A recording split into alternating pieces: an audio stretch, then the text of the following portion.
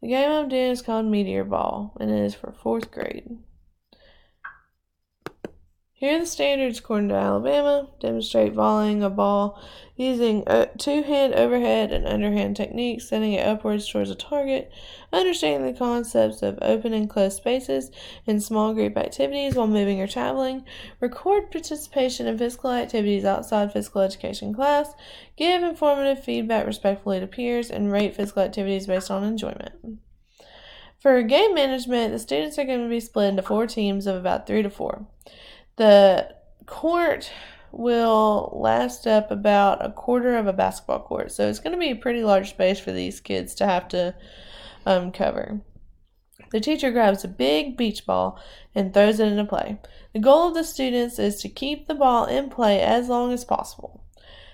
If the ball was to hit in the other team's court, the other 3 courts gets a point. This helps the teacher assess which team is being more consistent based on how many points they have.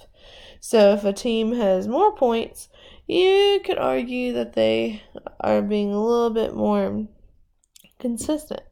Now, some key things to remember with this game.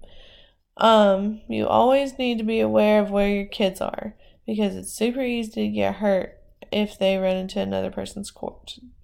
After they kind of master the beach ball, you might want to try to go to a light volleyball and then onto a actual volleyball.